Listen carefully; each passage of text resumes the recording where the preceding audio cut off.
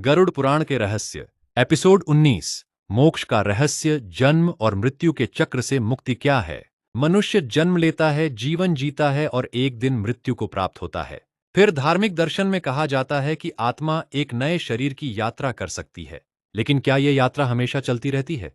क्या जन्म और मृत्यु का यह चक्र कभी समाप्त हो सकता है?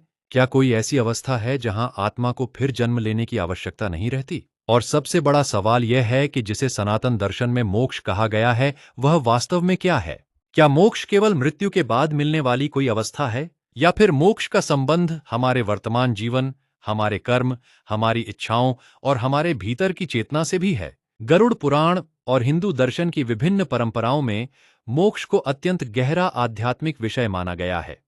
अलग अलग दर्शनों में इसकी व्याख्या अलग हो सकती है। आज की कथा हमें इसी रहस्य को एक भावपूर्ण कहानी के माध्यम से समझाएगी।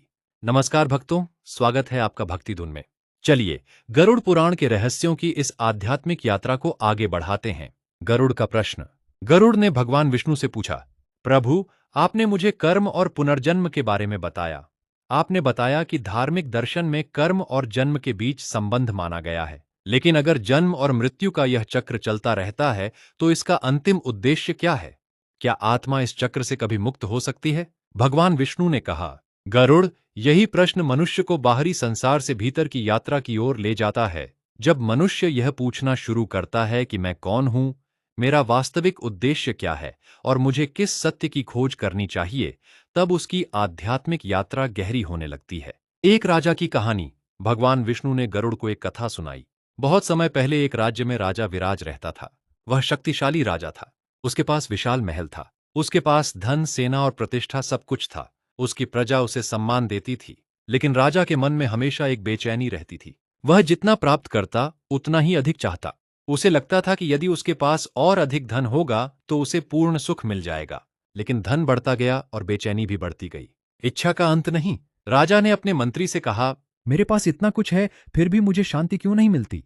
मंत्री ने कहा, महाराज, शायद आपको जो चाहिए वह आपके महल के बाहर नहीं, आपके भीतर है। राजा नाराज हो गया। उसने कहा, मेरे पास राज्य का सबसे बड़ा महल है, मेरे पास सबसे अच्छे रत्न हैं, मेरे पास सबसे शक्तिशाली सेना है, फिर तुम कहते हो कि मेरे पास कुछ नहीं है? मंत्री शांत रहा। उसने कहा, मैंने यह नहीं कहा कि आपके पास कुछ नहीं है। मैंने केवल यह कहा है कि शायद आपके पास वह नहीं है जिसकी आपके मन को वास्तव में तलाश है। राजा उस रात बहुत देर तक सो नहीं सका। एक संत का आगमन। कुछ दिनों बाद एक संत राजा के राज्य में आए। राजा ने उन्हें अपने महल में बुलाया। उसने पूछा, महाराज, मुझे बताइए कि मनुष्य को वास्तविक शांति कैसे मिल सकती है? संत ने कहा, आपको शांति चाहिए या अपनी इच्छाओं की पूर्ति? राजा ने कहा, क्या दोनों एक ही बात नहीं है? संत मुस्कुराए, नहीं राजन, इच्छाएं पूरी होने पर कुछ समय के लिए प्रसन्नता मिल सकती है, लेकिन यदि मन की इच्छाओं का अंत न हो तो संतोष कैसे आएगा?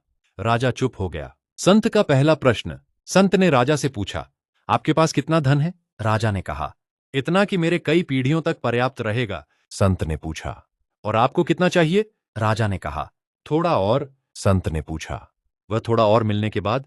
राजा ने कहा, फिर शायद उससे थोड़ा और। संत बोले, यही मनुष्य की इच्छा का चक्र है। एक इच्छा पूरी होती है और दूसरी जन्म ले लेती है।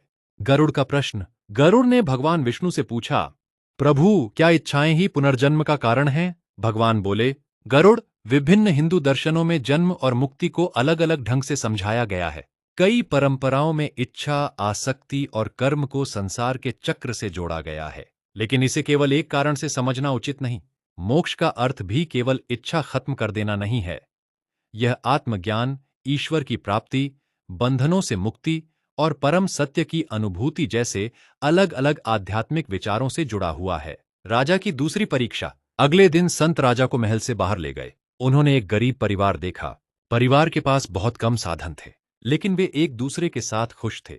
राजा ने पूछा, इनके पास कुछ नहीं है, फिर भी ये इतने प्रसन्न क्यों हैं? संत बोले, राजन, इनके पास बहुत कम वस्तुएं हैं, लेकिन इनके पास एक दूसरे के लिए प्रेम और संतोष है। राजा ने पहली बार महसूस किया कि सुख और संपत्ति हमेशा एक ही चीज नहीं होते। संत का गहरा संदेश। संत ने कहा, राजन, संसार की वस्तुओं का त्याग करना ही मोक्ष नहीं है। यदि मन में अहंकार और लालच है तो महल छोड़कर जंगल में चले जाने से भी भीतर का बंधन समाप्त नहीं होता।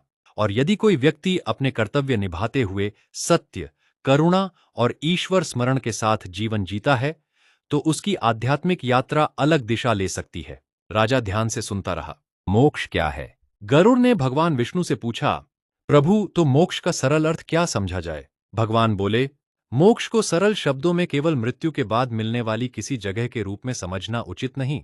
हिंदू दर्शन की विभिन्न परंपराओं में मोक्ष का अर्थ जन्म और मृत्यु के बंधन से मुक्ति, आत्मज्ञान, परम सत्य की अनुभूति या ईश्वर से परम संबंध जैसी अवधारणाओं से जुड़ा है। मार्ग अलग हो सकते हैं, लेकिन लक्ष्य मनुष्य को सांसारिक बंधनों से ऊपर उठाना है। 4 मार्गों की झलक। भगवान ने आगे कहा, भारतीय आध्यात्मिक परंपराओं में मुक्ति की ओर जाने के कई मार्ग बताए गए हैं।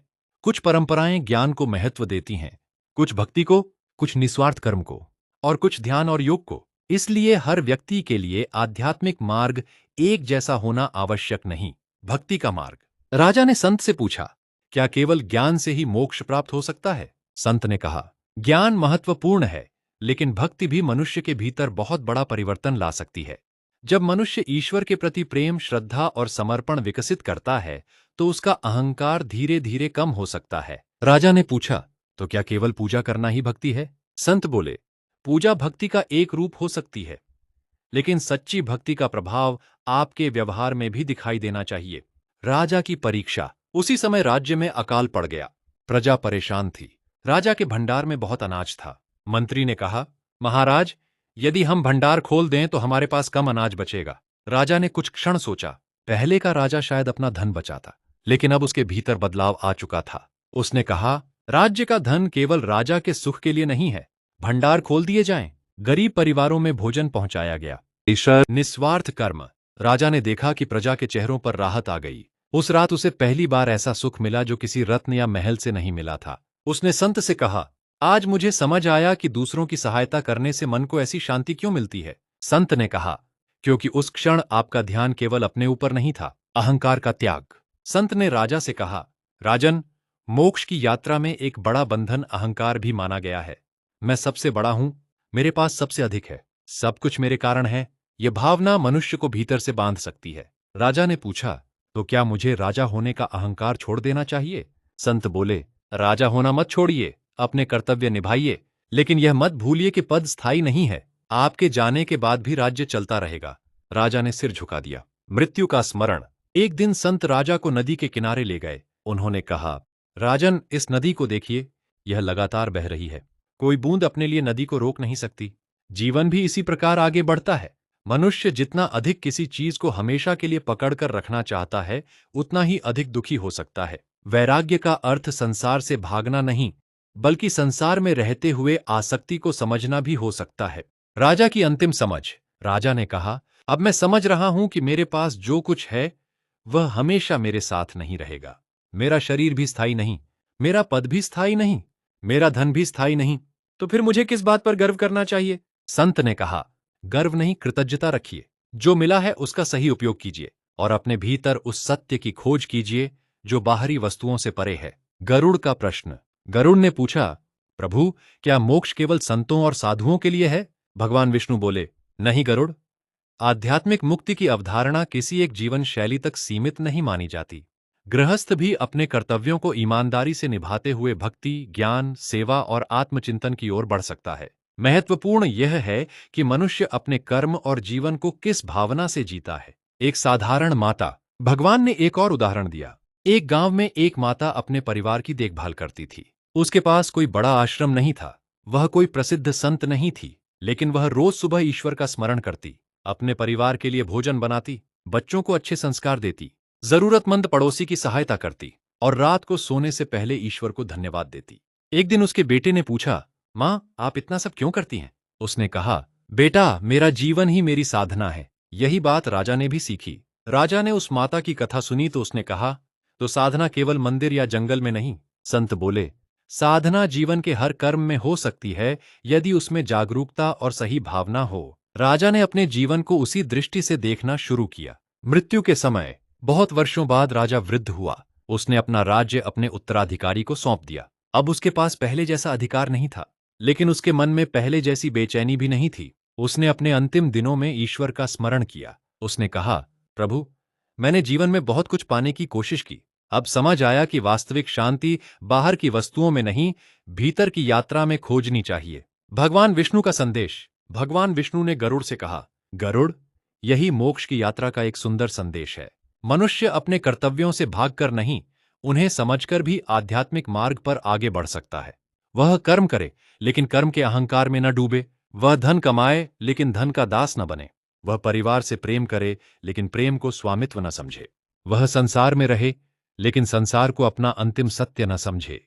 मोक्ष का सबसे बड़ा रहस्य। भक्तों, मोक्ष को केवल मृत्यु के बाद मिलने वाली कोई जगह समझना इस विशाल आध्यात्मिक विचार को बहुत छोटा कर देगा। मोक्ष की अवधारणा मनुष्य को यह प्रश्न पूछने के लिए प्रेरित करती है, मैं वास्तव में कौन हूं? क्या मेरी पहचान केवल शरीर और नाम तक सीमित है? क्या मेरी इच्छाओं का कोई अंत है? क्या बाहरी सफलता ही जीवन का अंतिम उद्देश्य है? और क्या मैं अपने भीतर ऐसी शांति खोज सकता हूं जो परिस्थितियों पर पूरी तरह निर्भर न हो? इन प्रश्नों की खोज ही आध्यात्मिक यात्रा का एक महत्वपूर्ण हिस्सा बन सकती है। आज की सबसे बड़ी सीख, अपने परिवार से प्रेम कीजिए, अपना कर्तव्य निभाइए, ईमानदारी से काम कीजिए, जरूरतमंद की सहायता कीजिए, ईश्वर का स्मरण कीजिए, अपने भीतर के अहंकार को पहचानिए और यह समझने का प्रयास कीजिए कि संसार की कोई भी वस्तु हमेशा आपके साथ नहीं रहने वाली। इसीलिए वस्तुओं का उपयोग कीजिए, लेकिन उन्हें अपनी पहचान मत बनाइए। सच्ची आध्यात्मिक यात्रा बाहर की दुनिया जीतने से नहीं, अपने भीतर के अज्ञान और अहंकार को समझने से शुरू होती है। आज का संदेश, अगर आपके पास धन है तो उसका उपयोग अच्छे काम में कीजिए। अगर आपके पास ज्ञान है तो उसे बांटिए। अगर आपके पास समय है तो किसी के काम आइए। अगर आपके पास प्रेम है तो उसे अपने परिवार तक सीमित मत रखिए। और अगर आपके जीवन में कठिनाई है तो यह मत सोचिए कि आपका जीवन व्यर्थ है। हर परिस्थिति आपको कुछ सिखा सकती है। एपिसोड 20 का बड़ा रहस्य। लेकिन भक्तों, गरुड़ का प्रश्न अभी समाप्त नहीं हुआ। अब गरुड़ भगवान विष्णु से एक ऐसा प्रश्न पूछने वाले हैं जो हर मनुष्य के जीवन से जुड़ा है। अगर मोक्ष आत्मज्ञान और ईश्वर की प्राप्ति से जुड़ा है, तो मनुष्य अपने जीवन में उस मार्ग पर चलना कैसे शुरू करे? क्या केवल पूजा और धार्मिक अनुष्ठान पर्याप्त हैं, या मनुष्य को अपने व्यवहार, विचार और कर्मों में भी परिवर्तन लाना होगा? क्या मृत्यु के समय ईश्वर का स्मरण मनुष्य की आध्यात्मिक यात्रा में कोई विशेष महत्व रखता है? और सबसे बड़ा प्रश्न, जीवन के अंतिम समय में मनुष्य को किन बातों का स्मरण करना चाहिए? इन रहस्यों के साथ आएगा एपिसोड 20, मृत्यु के समय ईश्वर का स्मरण क्यों महत्वपूर्ण माना गया है। अगर आपको गरुड़ पुराण के रहस्यों की यह श्रृंखला पसंद आ रही है, तो भक्ति धुन विद प्रीति को सब्सक्राइब करें और वीडियो को लाइक जरूर करें। कमेंट में लिखें, हे प्रभु, मेरे मन में हमेशा आपका स्मरण बना रहे। राधे राधे। जय श्री कृष्ण। AUM नमो भगवते वासुदेवाय।